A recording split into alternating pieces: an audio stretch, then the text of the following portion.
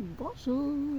Alors aujourd'hui j'avais envie de vous parler de ces deux nouvelles pépites. Ce sont la sortie de mes deux nouveaux ouvrages. Le troisième arrive bientôt. Donc ce fera 6 en tout. Donc ouais, je sais, je suis assez extrême. Donc quand je fais quelque chose, c'est tout ou rien. Il n'y a pas de juste milieu. J'essaye de trouver la justesse, j'essaye. Mais bon, j'adore créer. Et j'aimerais vous parler de ces deux petites pépites. Donc, tout d'abord, celui-là. Monde intérieur, tome 2. Oui, il est à l'envers, mais bon. Hein. Donc, je ferai une petite publication spéciale pour ces livres. Donc ici, ces livres, c'est la retranscription de mes audios d'harmonisation vibratoire. Donc ce sont comme des soins énergétiques, des voyages intérieurs, des voyages en projection de conscience. C'est pas juste pour instaurer un état de paix, c'est pour vous faire travailler aussi vos facultés d'attention, de concentration, de prendre conscience de votre potentiel énergétique, donc d'être proactif dans l'application de ces soins. Je vais dire ça comme ça, je sais pas. Dans l'application de ces soins, donc pour vous faire votre propre soin énergétique, donc vraiment de le vivre, de le ressentir et de comprendre ce processus-là pour qu'après vous puissiez en inventer selon vos besoins du moment. Ça active aussi votre potentiel créatif et imaginatif. Chaque voyage vous invite à prendre conscience d'un aspect de vous-même. Donc ici, donc là on est dans les puissances de vie. Le premier, le tome 1, Monde intérieur, c'était sur l'énergie de la création.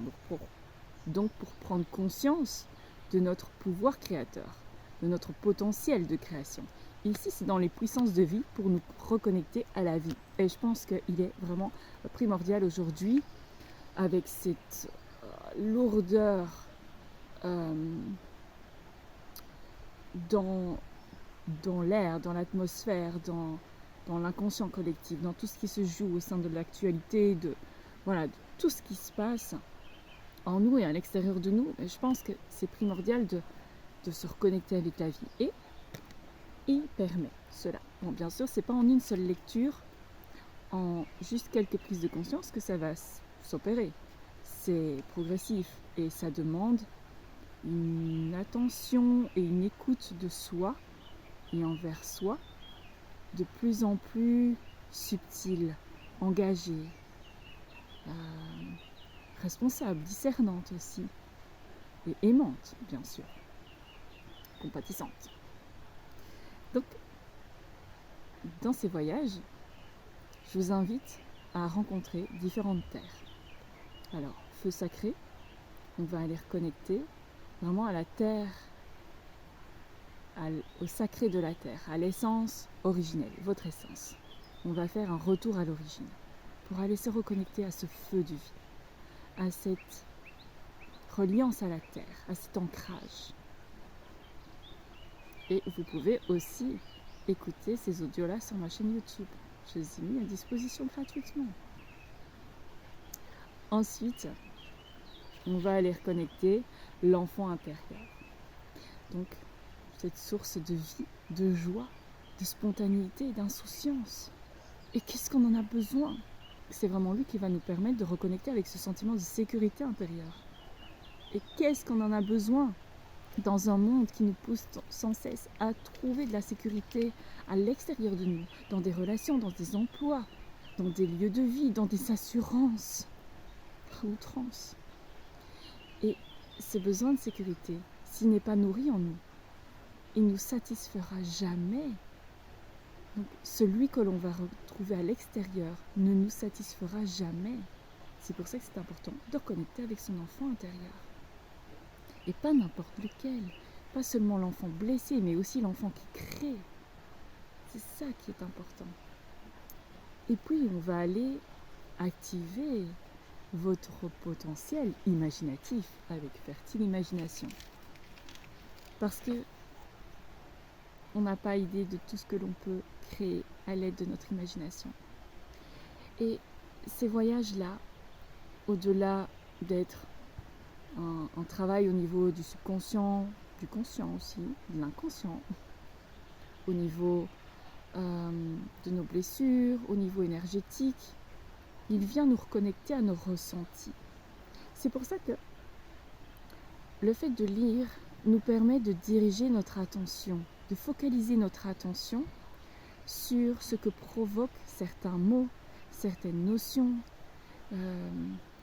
certaines invitations d'exploration, afin de pouvoir le ressentir en soi. Et qu'est-ce qu'on a besoin de se reconnecter à ce ressenti pour être dirigé au bon endroit, pour reprendre contact avec notre GPS intérieur, être à l'écoute de notre intuition, de ce qui se passe en nous, être à l'écoute des messages du corps. Et le fait de lire ces voyages-là, parce que j'aurais pu ne pas le faire, mais lire lentement, avec conscience et en présence, nous permet de porter une attention particulière sur chaque mot et l'empreinte de ce mot sur notre corps. Et ensuite, vision expansatrice pour amener vraiment cette connexion avec cet idéal que l'on désire vivre, parce que c'est notre vision qui nous porte, qui dirige nos pas.